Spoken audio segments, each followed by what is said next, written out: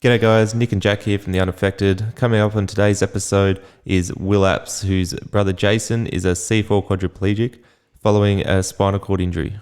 Stay tuned as we talk to Will about some of the challenges and adversities that him and Jace have faced together since Jace's accident. We also chat to him about some of the epic adventures that they've had since.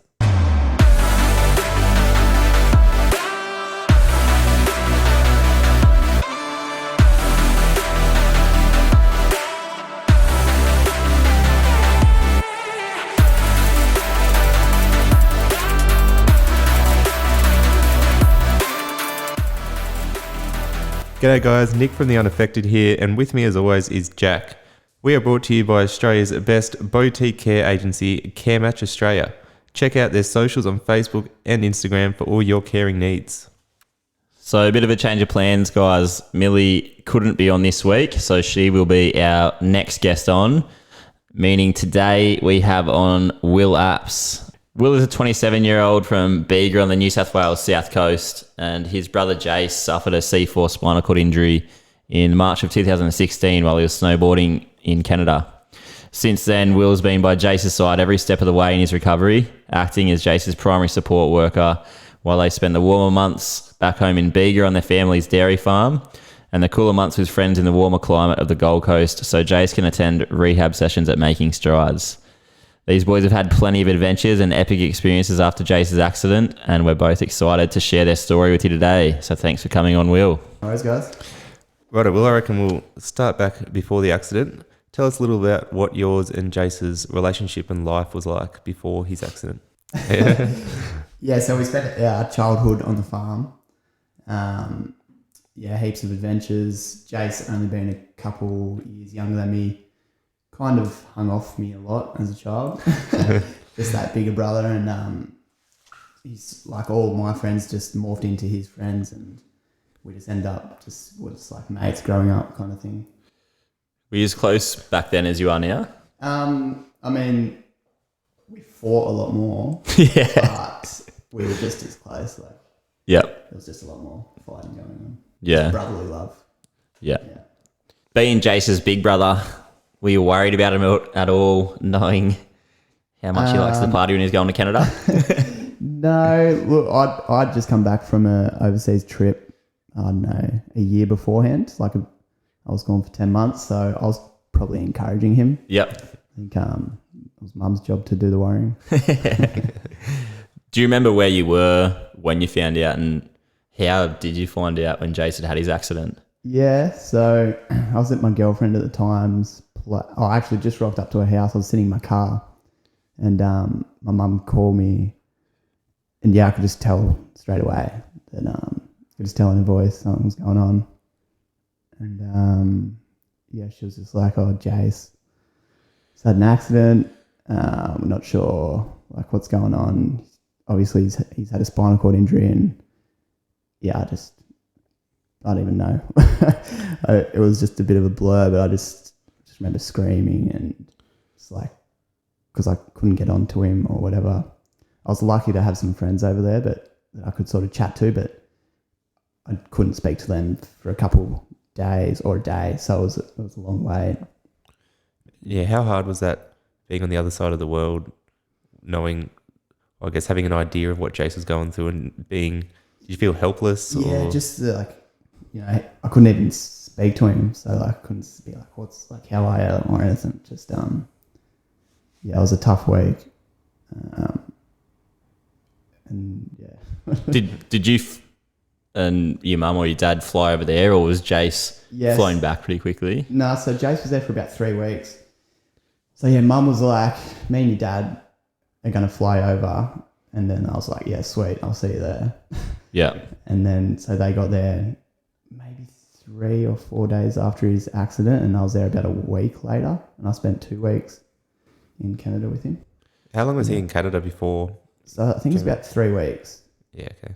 Did you know much about spinal cord injuries before Jace's accident? Not a lot. I remember seeing like Alex McKinnon's injury. Yep. And I was like, that's crazy. Like, that's happened on the footy field. Seeing all the news around that. Never looked into it more, yeah. I just, yeah, Yeah. didn't know much, no. So at what point then did you start thinking or understanding the severity and understanding that Jace's life was going to be vastly different to what you had expected prior? Yeah, that was a bit of just a slow, ongoing learning process. Like, you know, that at the initial, you just go on, just hoping for the best, you know, thinking that the doctor's going to say, oh, he'll be all right in a few years or whatever. Yeah. So, yeah, it took a while there to realise just how bad it was kind of thing. But, yeah, we never stopped us. Was that prognosis from the start? Did they give you the sort of worst possible outcome? And then, Yeah, I remember the doctor in Canada. Yeah, he was just. It was like I don't know. He was so blunt, but he was just straight to the point, and was just like. But he was so bad at communicating. He was just. I don't know if he had like. So many of them are so awkward. Yeah, and yeah, it was. Yeah, he's just kind of told us the worst from the start, I guess. I feel like, what was your prognosis from the start? Were they pretty similar to you with their bluntness? Because I feel like sometimes they hit you with worst case scenario. So I suppose anything better than that's a relief. I don't really remember being told, like, you're going to be in a wheelchair for the rest of your life or anything like that. I don't know whether it was communicated to my family and they said, oh, we'll tell him, or like, I don't know whether my body's blocked it out or what's happened, but I don't have like a clear memory of being told that exactly. I remember laying there and knowing that was the case. Yeah. But I don't remember that getting told, which is weird. I don't know why. What was it like seeing Jace for the first time? Yeah, I just remember he was still in ICU, obviously, just walking into the room and like, yeah, he could hardly move his head, and I just remember him just sort of looking at me. He's like, what have I done? But just looked so scared. Yeah. And I was just, yeah, it was just hard because he couldn't speak, and he's like, Because he was intubated still at that stage? Yeah. Yep. It took him like 3 weeks, I think, before he could say his first word. Yep. Yeah, I just remember that look he gave me, and he's like, fuck. Yeah. So heavy seeing your little brother in that state. Did you have the type of relationship that you sort of made a bit of a, not a joke out of it, but like lighthearted to try to cheer him up, or was it just At the like, time? yeah, it was just all doom and gloom and... Well, I mean, at the time, because like the whole time I was in Canada, like I said, he couldn't speak. Like he was just doing the. Did you speak? No, I had tubes out. The very reason I asked, because I remember my brothers. It was probably after I had tubes out of my mouth and I could eat again. And they I was lying down in bed and they sat a cookie on my forehead and made me try to work it down to my mouth if I wanted to eat it and stuff like that. So, yeah, anything like that, or was it? Yeah. I guess that was probably another week or so down the track. Yeah. I think like the first thing he didn't eat till he was back in Australia, like properly. I remember he just wanted ice cream, but no, I can't. Yeah. No, I'm not sure. Do you remember what the first thing you said to him was? Over there, or Like when you saw him that first time? oh no, I don't remember exactly. But I was just like, you know, I'm going to be here, like, Yeah. because obviously he was just so scared. Did you try and hide your shock to comfort him, or was it pretty hard to hide the shock at what you saw? Like there was tears and stuff, but when I'd leave the hospital, there'd be a lot more. Yeah. Yeah. So yeah. Yeah. When he returned home, and were you living at home at the time as well, or were you? No, so yeah, when he had his accident, I dropped out of uni at the time. Yeah. And then I was just like, yeah, wherever you're going. I was actually lucky because I kept my house in Wollongong while he was in hospital in Sydney. And so it was only an hour. I could just go back and forth, or I could spend time up there, but then I could come back, see my mates. So did that just progress you becoming Jace's carer, or did you sit down and have a conversation with him and you guys figured out this is what you're going to do? No, we never had like a proper conversation, but I just, from the start, I just, said to him that, don't worry, like I'm going to be there the whole time. So, Yeah. Okay. and then it just, we sort of figured out down the track how it all worked out, and we still are. Like, he's doing such an epic job. Did you get any kind of training while Jace was in hospital on the care side of things? How did you work all that out? Yeah, it was just the only training I got was how to transfer.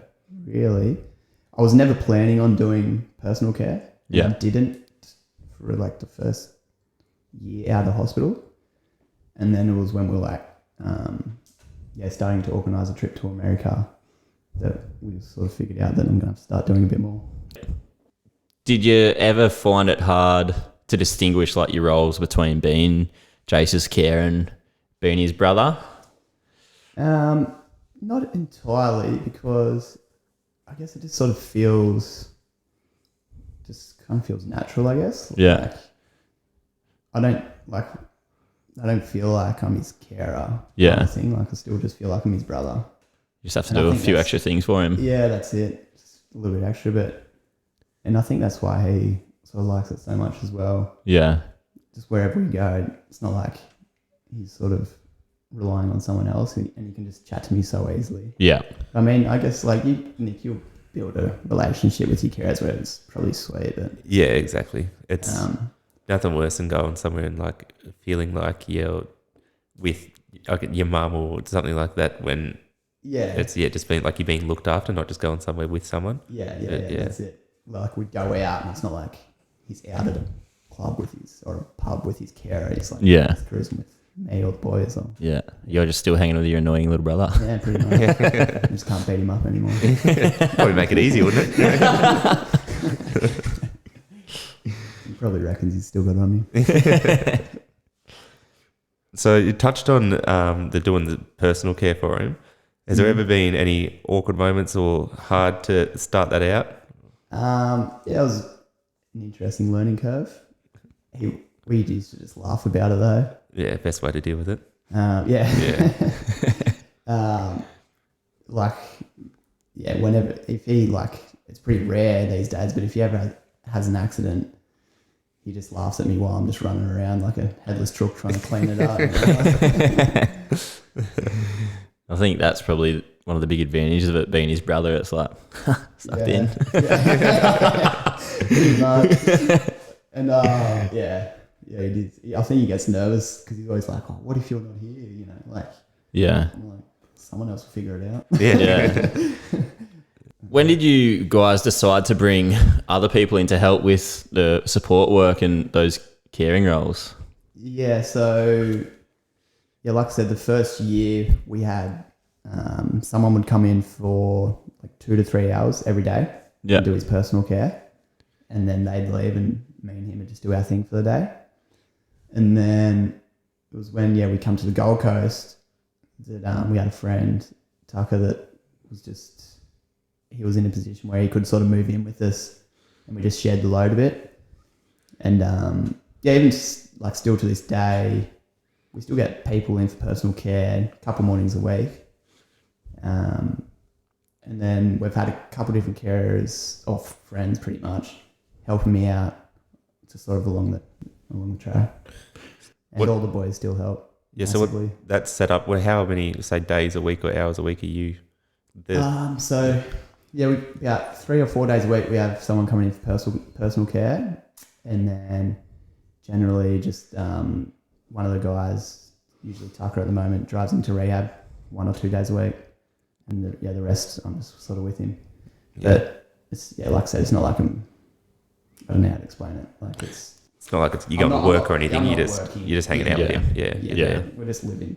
So just to paint a picture for people who can't get an idea of what caring for Jace looks like, outside of the personal care, you and the boys just kind of act like his arms and stuff for him. So pretty much just food, drinks, just to help him go to urine. Yep. Go to, is that what you call it? Urine? emptying his bag and stuff. Yep. Um, Obviously driving around and just driving around, in and out of bed. And last year, Jay started pushing around in his manual chair on his own, didn't he? Yeah, he's... With his he's been... power assist. Yeah, so he... we were in hospital in Sydney and he had hardly any function at the time, and he's like, put me in manual chair.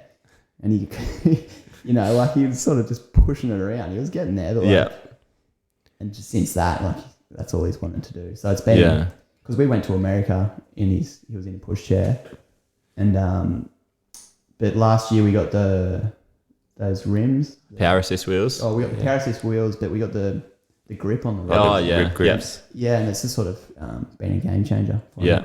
It's helping heaps. The first time that he was like, I'm going to go for a push of my own, were you nervous? Still am. Yeah. Yeah, I wouldn't be sending him by himself. Yeah. Well, he has a little bit, but just like 50 meters behind him watching, just trying to say. Well, yeah, he's had one buster in it.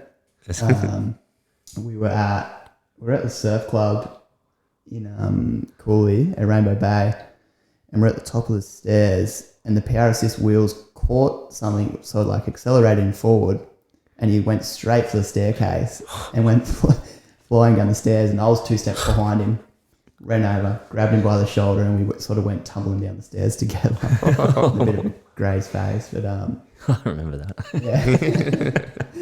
Can't do much more damage, you'll be right. Yeah, that's it. You ended up all right out of it, really. Yeah. So going back to the fact that you brought other people in to help out, I know you said it's not like he's a burden or anything, you're just hanging out, but was it a bit of a relief to have other people come in that you could go sort of get on with your life a little bit too?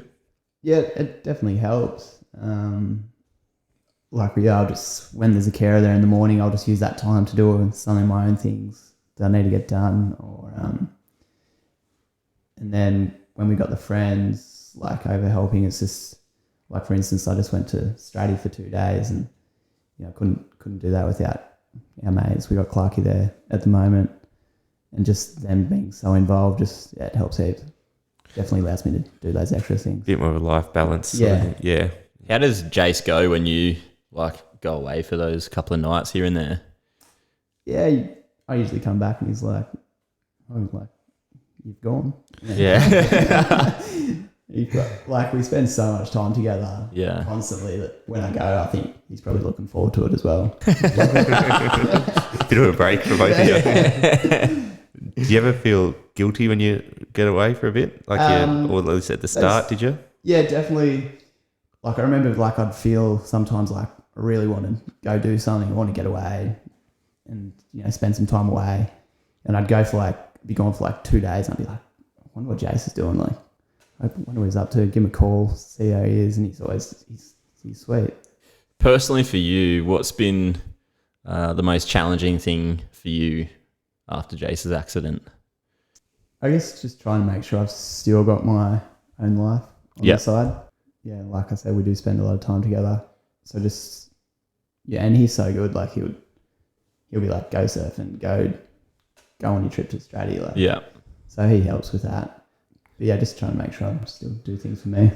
Which is, I suppose, the whole idea of this podcast is to shine the light on the people who do fulfill these roles. It's such a selfless thing that I think it would be very easy to lose that, I suppose, time for yourself. Yeah. And feel guilty when, I suppose, you do it. But it sounds like you always are doing really well, especially when it's your brother. Like when you put yourself into that role with your brother, you're so much more invested as well. Yeah, for sure.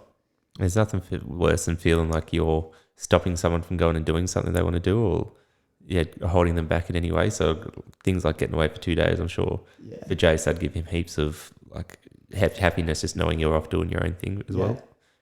Yeah, for sure. Has Jace's accident at all changed the way that you assess risks in your life? I suppose like not so much like just extreme sports, but is there anything that you probably would have done before his accident that you shy away from now, thinking of the potential consequences? Yeah, I think so. Definitely with the snow. I've only been once since his accident, and I just wouldn't do anything. Didn't hit a jump. Yeah. Didn't do anything. And we grew up quite close to the snow, so we'd go there most seasons. Yeah. And I'm just not even really sort of interested in going to the snow anymore. Yeah. Does it trigger you a bit, I suppose? I think it definitely did. It just felt weird kind of thing. And then the only other thing, when I'm surfing, just coming off head first. Like, it's happened a few times since his accident where you come off head first and you think, like, you've got to make sure that doesn't happen. Yeah. Especially when it's like super shallow or something. You just got to, I don't know, it was just in the back of my mind. You think, like, that could obviously have been a lot worse. Yeah. How easily it can happen. Yeah. So just those two things, I guess. Yeah. What about Jace with the snow? Obviously, he's back into in the water surfing, and there's a lot of people that are getting around with adaptive sit skiing and stuff. Yeah, it doesn't faze him one bit. No, he's not interested. Nah, I don't know if it's the cold or the... Yeah, true. He hates the cold. Yeah. I mean, I think he would give it a go, but Yeah. he's just not interested when it comes to the snow. Understandably, it'd be pretty confronting, I think, going back to the scene of the crime. Could be triggering. It would be for sure.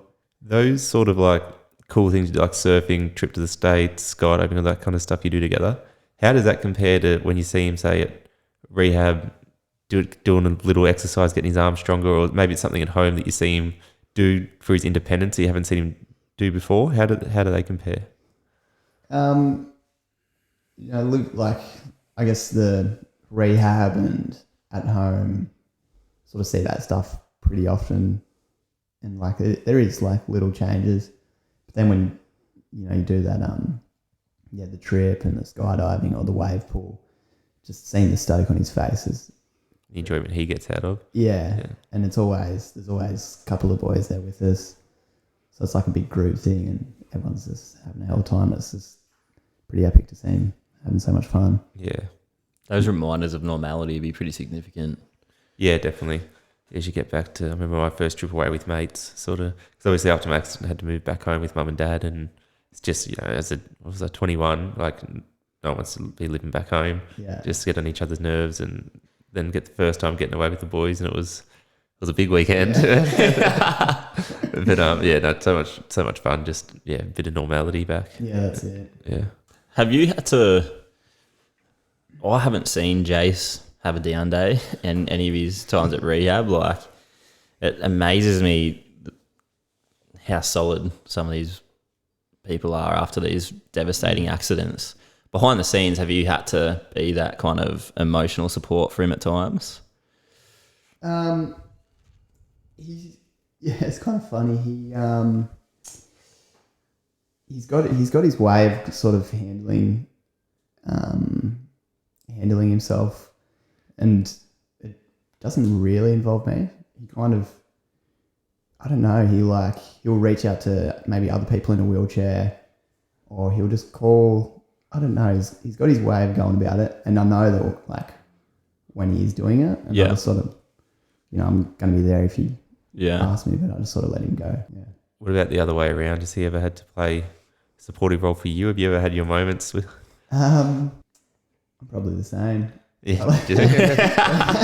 Spend too much time together already. Yeah, he's always obviously got his advice for me. As any brother does. Yeah. So you guys have done a fair bit since Jace's accident. Which of the epic adventures and stuff you guys have gone on and done stands out to you? Definitely the American trip. We did 2 months over there, and we had about, how many? Must have been 6 or so of us, 7, and we just hired like this ute that could seat us all, and we just pile into this ute. We were living in a 2-bedroom apartment. We had like 4 of the boys on the floor. Were you staying at Barney's place? So Jace and myself did. Yeah. So we had the boys with us for about a month in this other place near Barney's kind of thing. Anyways, it was sort of boys sleeping on the floor, hired this car, and we'd just be cruising up and down the coast, sort of just doing whatever. Jace was doing rehab over there. We'd take him down to the beach. We'd go partying. It was pretty epic. Yeah, sounds like a tough life. Yeah. What were you doing before Jace's accident? I was at uni. I'd done a few different things. Did a surveying diploma, and then I was going to do a business degree. I don't even know what I was thinking. I was going to do a business degree and work maybe one day on the farm, like been able to do the books or something like that. And but I was pretty much just having a good time at uni with my mates. Yeah, okay. Yeah. Speaking of, you boys don't mind a party. For those who don't know, Jace was actually the 2019-2020 King of the Burleigh Pavilion, but since moving on south, he's now King of Commune 2021. Self-proclaimed. Yeah. He loves it. Runs the place. At what stage did you realise that, I suppose, you go through that process at the start of thinking Jace is super fragile now and super vulnerable and can't do what he used to do? When did you start realising that he actually can probably party pretty similar to what he did before his accident? Well, he was still in hospital. I think we went to 2 festivals while he was still in hospital. We went to one in Newcastle, and then we went to another one in Sydney, which was like real close to the hospital. And then we'd have a few other nights where there'd be like a band on or something. And because when you're in hospital, what's the go, like, you got to check, like, you can't leave without telling anyone or whatever. And there's almost like a curfew or something, like you have to be back. You have to with where I was, you had to like tell them where you were going, when you were going, like check back in when you came back in. Yeah, I remember we went somewhere, we didn't obviously do all that. We never did any of that. It was like one night where it was like, I don't even know, like 1 or 2 a.m. and Jay still isn't back in his hospital bed. And we're like, and we finally get back, we're obviously had a good time. And, like rolling up the hallways, and we get back, and the night shift lady was just like, "Where have you been?" Tearing you asshole. Yeah, for those who want to go check out Jace's socials, I'm pretty sure there's a few photos of him lifted up above the crowd at festivals in his chair, and on the stage with, is it Junies he's on stage with? No, on the stage with Ocean Alley. Yeah. That's epic. So when you guys are traveling in the States and all the partying you're doing, was it cool to show him that like all that stuff was still possible even though he did have this life-changing accident? Yeah, it was cool to be able to show him that, but I think at the same time it was almost like it was his idea. Like he didn't really need us to show us, for me to show him. He's like just needed me to be there with him to sort of help him along the way. Yeah. Were you ever hesitant or worried that first time when he's like, come on, let's go party? Or were you like, oh shit, I don't want to, worried? I'm trying to think back, like I was quite young. I was 23, so I was, those kind of things aren't really... You don't think of consequences. Still not, even after, that's such a big accident. Like, that's how we end up in these predicaments, just don't think of it. I'd always make sure that he'd be okay. But yeah, I was never sort of worried or anything like that. What were the challenges of traveling with Jace when you went to the States? Obviously, like the plane flight, you got to take care of skin. The long plane trip. So he got a pressure sore on the way over. I think he was in bed. For a bit over a week when we got there. So yeah, that trip, we did economy class. We thought we did everything like we had the sheepskin and the roho, and we just changed it. It was a torture flight, 15 hours. I don't think I got any sleep. And then, we found out he had that pressure sore, so that kind of ruined the first week. Yeah. Where was it? It's just something like sort of his ass or top of his tailbone kind of thing, around that area. Yeah. The skin wasn't like completely broken. And then, what did we do? I think we just like called someone back in Oz and they just gave us some advice, but just kept him off it for a week. And I suppose you just took all the supplies that you needed with his care. And then on the way back, got shouted a business class trip. Oh, how good. Well, I think if you're going to do a flight like that, 15 hours, you almost have to. Worth it. Unless you want to lay in bed for a week or longer with a pressure sore. Yeah. Was it hard to find accommodation and stuff over there? Like, did you set it up obviously from Australia, or did you have someone over there checking stuff out for you? Yeah, it was a little tricky, just only because we left it so late. Just like going, obviously, like, what it's like when you're trying to find accommodation somewhere else. Got to make sure everything sort of works out. And yeah, we finally found this place, just booked it. Said there was going to be like 3 of us, and yeah, there was 8 or whatever. And then the second place was, Barney Miller's place. So we knew that was going to work out fine. Jace was a pretty athletic sporting person before his accident, playing rugby league, and surfing's been a big part of both your lives, still yours, obviously. Yous have got Jace back out on the board in the years after his accident. How was that, getting him back out in the waves? Yeah, it was pretty awesome. I was sort of back to Barney again. Jace sort of saw that Barney, what he was doing, and we straight away were just like, we're doing it. We're going to make it happen. And then, he was in hospital with Mark Matthews. He's a professional big wave surfer, and he had a super bad leg injury. Anyways, those two met, and Mark one day was just like, we've got this soft top. And he's like, let's just get it sort of, do a few little mods, and we'll get him out there. And we're like, sounds good. And we just like drilled like pool noodles into the sides of the board to try and keep him on the board. And went and caught a wave at snapper. Mark got the first wave with him. Yeah. I remember the footage of I don't know if it was that day, but Jay's coming off and he was underwater for a little bit. There was everyone on the way racing. So that was our second attempt when I was supposed to catch the wave with him. And I missed the wave. So we were out the back, and we were like, right, this wave. And so they've pushed him on. I've like sort of gone to paddle, and my chest was slipping, excuses. And then and then I just didn't catch the wave. So Jason's on this wave by himself. And we had like everyone scattered on the inside to make sure you could get to him in time. And I caught the next wave, and Jason's missed everyone on the inside and made his way pretty much close to the shore, but there was no one in that far. Like we thought we were going to catch him sooner, and fell off and he was face down. The footage is classic. It just slowly tips off and he's face down. Everyone's just panicking. And then I wasn't too bad. I remember because I could see him. I knew I was close to him. Yeah. I just remember I picked him up and I was like flipped him over, and he was like, "Will, that was too long." You got, and logistically as well, to paint the picture.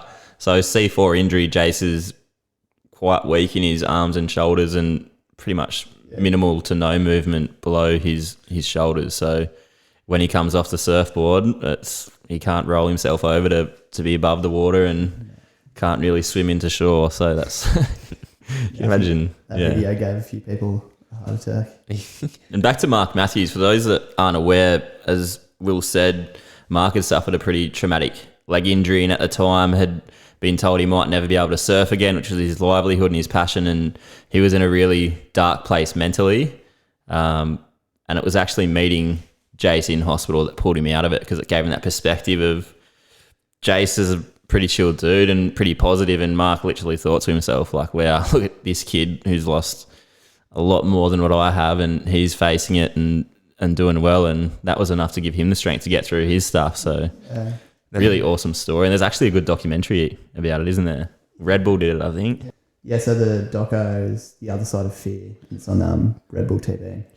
That's something else about the podcast that we try to drive home as well, that we often mention that people, it's not that if everyone has their own problems in life, and it's not that your problems don't matter, but just to put things in perspective a little bit about how people's perspectives have changed just from having these not only life-changing accidents, but having people from birth with disabilities or parents with disabilities, whatever it might be, just changing that perspective to maybe what it would have been.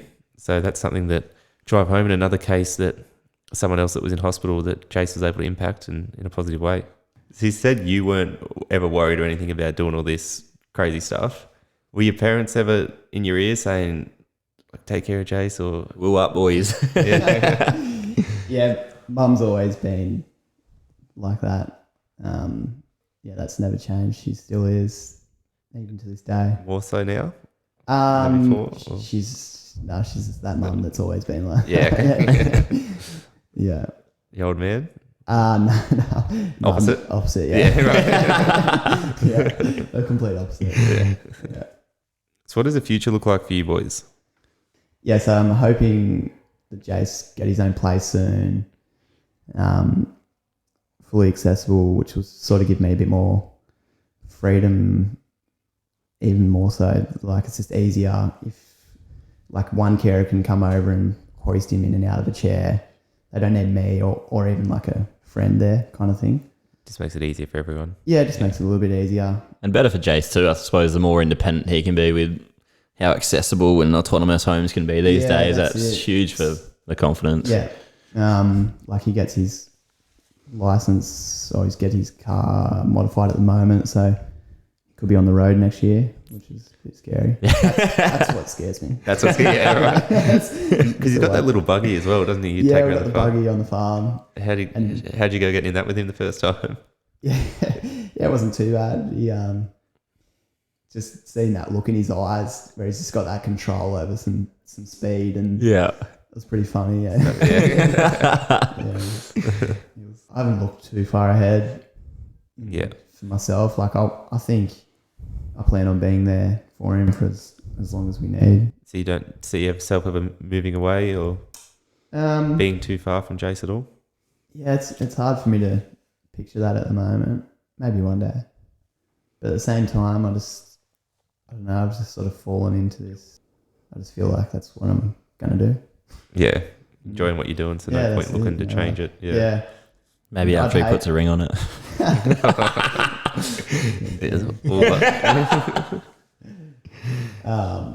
Yeah, I don't know. It's weird for me to think of like just putting him in someone else's hands when like I feel like I can do it so easily, you know. Do you think the relationship you boys have formed with you being Jace's care has given you a pretty unique relationship, or how do you think?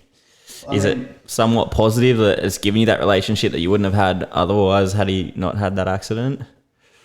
Yeah, I guess we get told a lot that like it's so special, but yeah, I guess it's kind of still feels like it's just that brotherly thing, you know. Yeah. For us. Yeah. Trying to make a positive out of a shit situation, I suppose, without a better way of putting it. What positives or life lessons have you taken from the experiences after Jace's accident? Just to not let like the little things sort of get in the road. You know what he's going through every day. Like it just gives you perspective. And like because I wake up and I see him straight away, and you know, walk into his room in the morning and he's got this big smile and he's got all this stuff he needs to face for the day. Like you just sort of can't really start the day bad. Yeah. Don't sweat the small shit. Yeah, that's it. That perspective stuff we're talking about. Yeah, it's going to probably come up a lot on your podcast. Yeah. I think it's a pretty universal lesson. Even just working in the space that I do, that's the biggest thing I take home every day is whether you've had a Barney with the missus or like worried about money or something. It's so quickly put in perspective when you're so grateful to have a healthy functioning body. Yeah, for sure. So yeah, that's it. Like, yeah, I'll get like a little injury and I'll be out of the water for like a week and I'll like complain about it and then I'll be like, oh, just get on with it. Yeah. Awesome. Well, thank you very much for coming on and sharing a bit of you and Jace's stories and experiences, man. Cheers for that, Will. Thanks for having me, guys, and look forward to hearing everyone else's stories. As we said at the start, guys, a bit of a change of plans, but now next episode, Millie Boyle will be on. For those that don't know Millie, she's 23 and plays women's NRL for the Brisbane Broncos. Also previously played rugby union. Millie works and volunteers with young people with disabilities, and her sassy 19-year-old sister Hannah has Down syndrome. Millie is coming on to share her experiences from both her family and work perspectives, so we're looking forward to hearing her story. As always, guys, Beyond Blue have given us the green light to offer their support. So if this episode or any episodes bring up negative emotions and you feel like you could use some support, please contact them on 1300 224 636 or go online to beyondblue.org.au and navigate their website to their online chat. Don't forget to check in on each other and remember, it ain't weak to speak.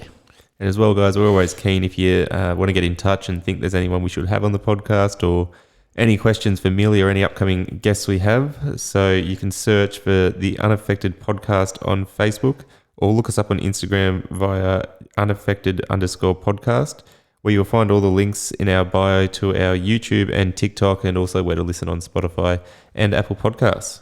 You can also reach out to us on email on theunaffectedpod@gmail.com. Check out the socials, guys. We'll put up some links to Will and Jace's pages also, and you can have a look at some of their photographic adventures. Try to find that video of Jace falling off the surfboard. It's a good one. Yeah. And him crowd surfing in his wheelchair. And look forward to coming back and listening to Millie. Awesome. Cheers, guys. Thank you.